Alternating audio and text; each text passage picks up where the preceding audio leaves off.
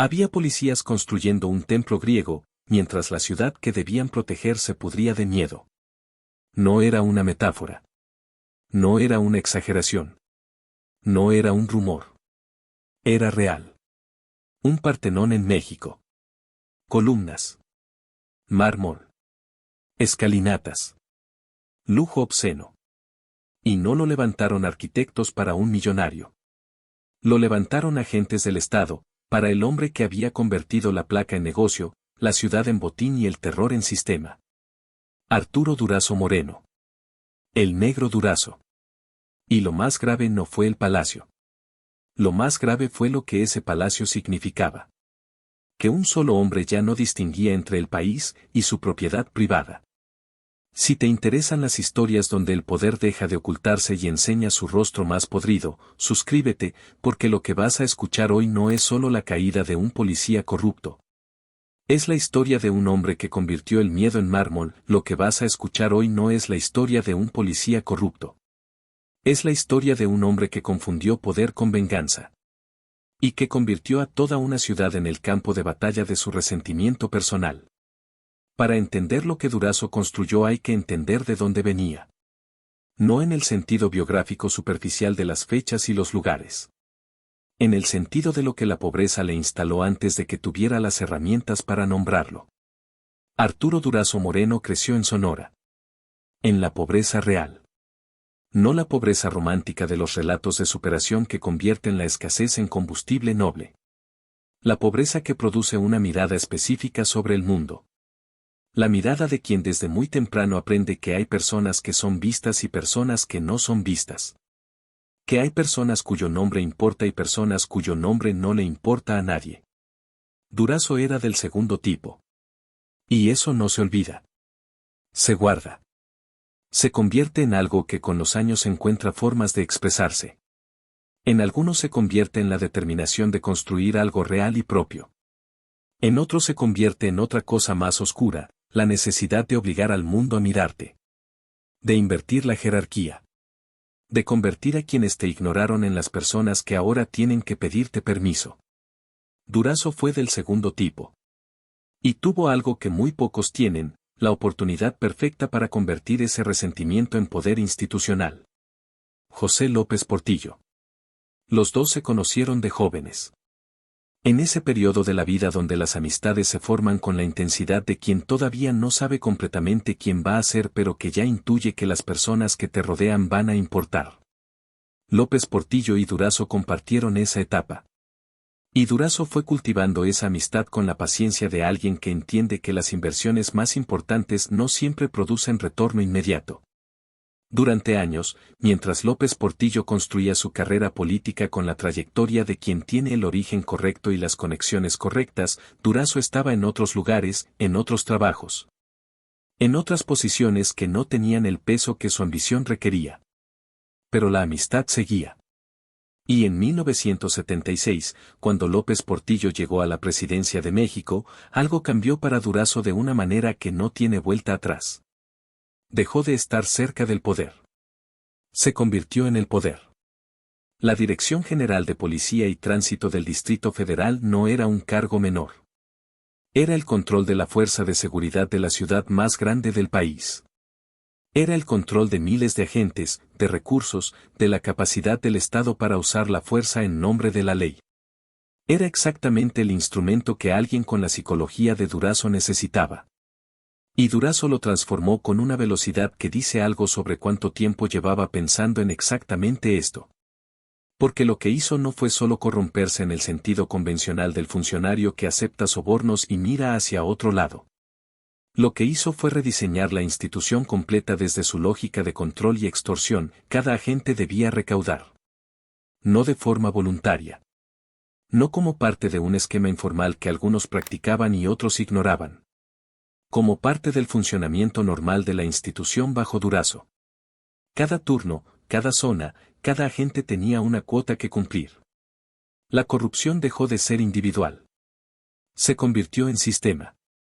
Y eso es lo que hace que la historia de Durazo sea cualitativamente diferente a la historia de un policía corrupto ordinario. Un policía corrupto produce daño localizado. Un sistema corrupto produce daño total. Produce una ciudad donde la institución que debería protegerte es la principal fuente de amenaza. Donde salir a la calle implica la posibilidad de ser extorsionado por quien lleva el uniforme que supuestamente te cuida.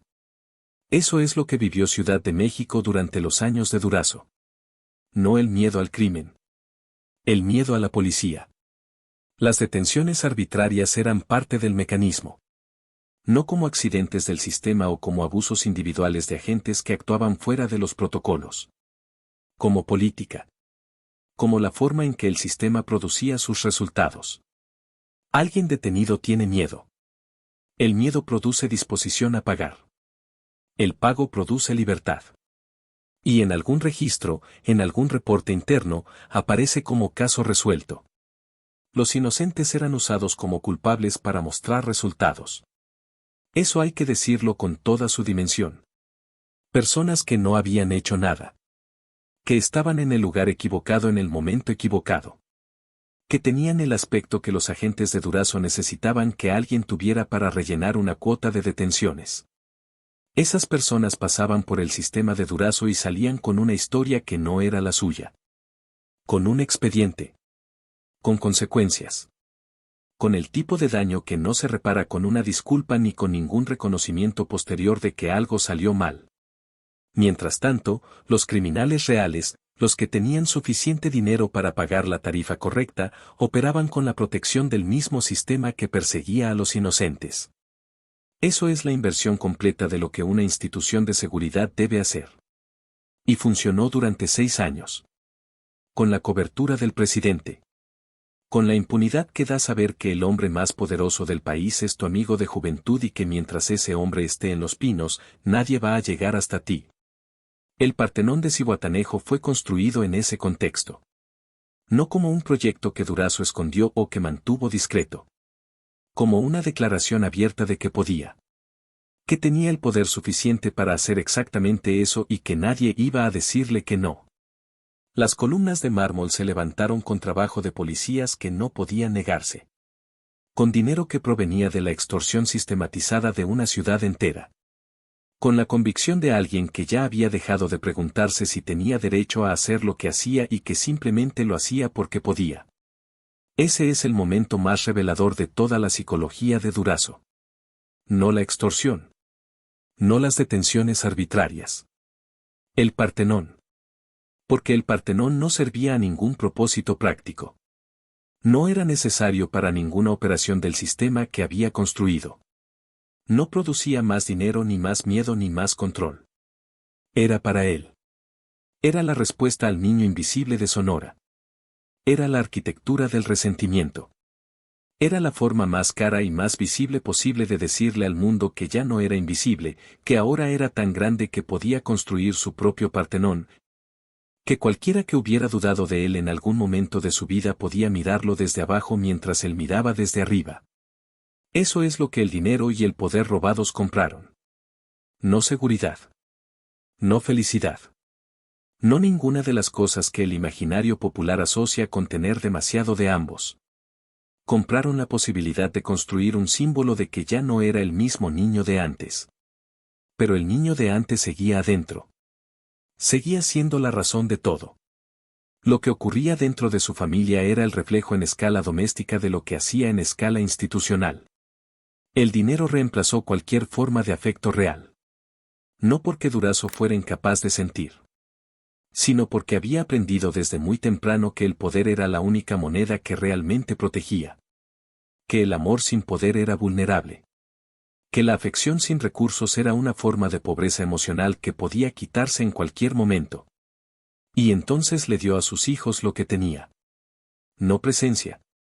No tiempo. No la disponibilidad de un padre que se sienta y escucha y está.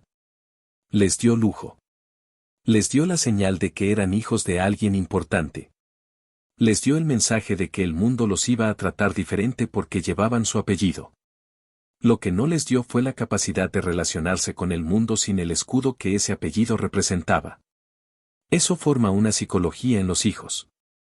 La psicología de quien aprende que las relaciones se administran desde el poder, que el afecto se compra antes que se gana, que la vulnerabilidad es un lujo que no pueden permitirse porque papá nunca se lo permitió. Sus hijos crecieron en un ambiente donde la violencia era normal. Donde el miedo de los demás era parte del paisaje cotidiano. Donde las reglas que aplicaban para todos los demás no aplicaban para ellos porque su padre se había encargado de que no aplicaran. Eso no los preparó para el mundo. Los preparó para el mundo de Durazo. Y cuando ese mundo colapsó, cuando la estructura que lo sostenía empezó a desmantelarse, lo que quedaron fueron personas formadas para un contexto que ya no existía. El sistema que lo protegía empezó a crujir en 1982.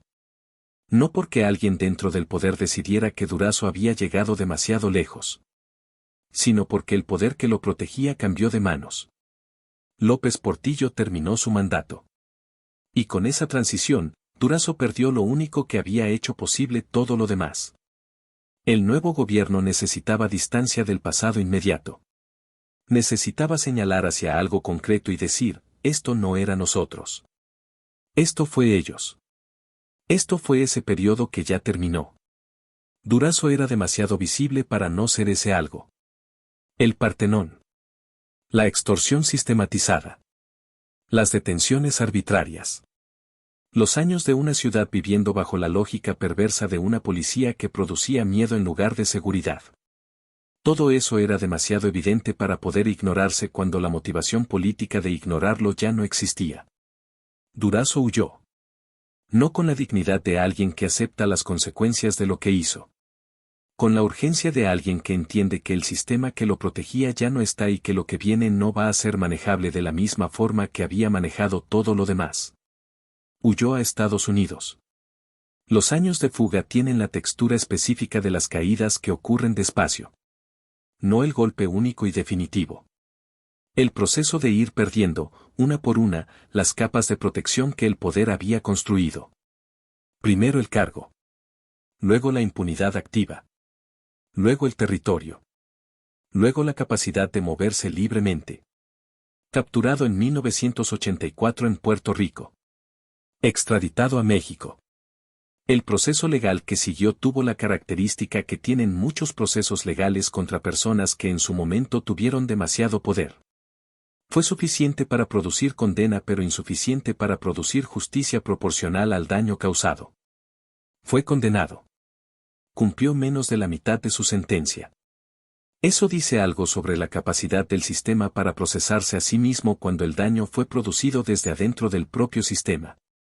Dice que los mecanismos de rendición de cuentas tienen límites específicos cuando lo que debe rendirse es la cuenta de alguien que durante años fue parte de la estructura que debería exigir esas cuentas.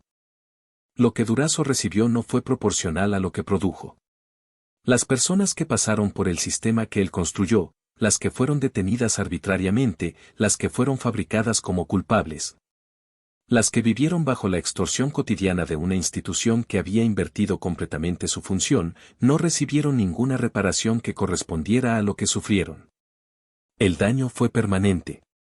La condena fue parcial. Durazo terminó sus días enfermo. Lejos del poder que alguna vez creyó que era permanente. Lejos del Partenón. Lejos de la Ciudad de México donde su nombre había producido miedo durante 6 años. Lejos de cualquier cosa que se pareciera a la versión de sí mismo que había construido con tanto esfuerzo y tanto daño ajeno. La vejez tiene esa característica brutal para ciertas historias, nivela. No importa cuánto poder tuviste. No importa cuántas personas temblaron cuando escuchaban tu nombre. No importa cuántas columnas de mármol levantaste para demostrar que ya no eras invisible. Al final hay un cuerpo que envejece. Que se enferma. Que necesita cosas que el dinero no puede comprar completamente. Y lo que Durazo tenía al final no era el legado que había imaginado cuando se miraba desde el Partenón. Era la suma de todo lo que había roto para llegar hasta ahí. El Partenón quedó abandonado. Eso tiene un simbolismo que ningún análisis puede mejorar. El objeto más caro y más visible de todo lo que Durazo construyó, el símbolo definitivo de que había llegado, de que ya no era invisible, de que el mundo tenía que mirarlo, quedó vacío. Las columnas siguieron ahí, porque el mármol no desaparece fácilmente. Pero el propósito para el que fueron levantadas no tenía quien lo habitara. Fue convertido en zona arqueológica en algún momento. En espacio público. En el tipo de lugar que los turistas visitan sin saber completamente qué miraban o terminan no visitando porque queda lejos de todo y el acceso no es fácil. Una ruina.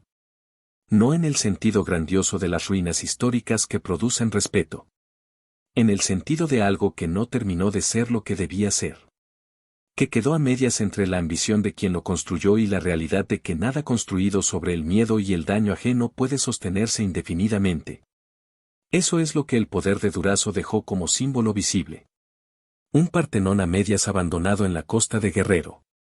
Construido por personas que no eligieron construirlo. Financiado por una ciudad que no eligió financiarlo. Habitado por nadie. La historia de Arturo Durazzo Moreno no es principalmente una historia de corrupción policial. Eso es lo que aparece en los libros de texto y en los análisis institucionales y en los reportes sobre las patologías del sistema político mexicano de los 70 y los 80. Pero la historia real es otra. Es la historia de lo que le hace a una persona, a una institución y a una ciudad entera el resentimiento convertido en poder sin límites. El resentimiento de un hombre que decidió desde muy joven que el mundo le debía algo y que cuando tuvo la oportunidad de cobrar esa deuda, la cobró de formas que ninguna deuda justifica. Cobró con el miedo de ciudadanos inocentes. Cobró con las vidas de personas que fueron fabricadas como culpables para que sus estadísticas se vieran bien. Cobró con el trabajo de los policías que levantaron sus columnas. Cobró con la normalización del abuso en una institución que durante 6 años enseñó a una generación de agentes que eso era simplemente cómo funcionaba el trabajo. Eso no se deshace con una condena parcial. Eso se queda en el tejido de las instituciones, en la memoria de las personas que lo vivieron, en la forma en que esa generación aprendió a relacionarse con el Estado. Y se queda en sus hijos. Que crecieron aprendiendo que el poder es la única protección real. Que el afecto se administra desde la posición de quien tiene más. Que las reglas son para los demás. Esas lecciones no desaparecieron cuando Durazzo perdió el poder. Sobrevivieron en formas que él no eligió conscientemente transmitir pero que transmitió de todas formas con la misma eficiencia con que transmitía todo lo demás. Lo que Durazzo hizo fue posible porque un hombre en la presidencia lo permitió. Y eso es lo más perturbador de toda la historia. No que Durazzo existiera. Los Durazzos existen en todas partes del mundo, en todos los sistemas, en todas las instituciones. Siempre hay alguien con ese resentimiento y esa ambición esperando la oportunidad correcta. Lo perturbador es que la oportunidad llegó. Que el sistema que debería haber tenido los mecanismos para detectar y detener lo que estaba ocurriendo no los tenía.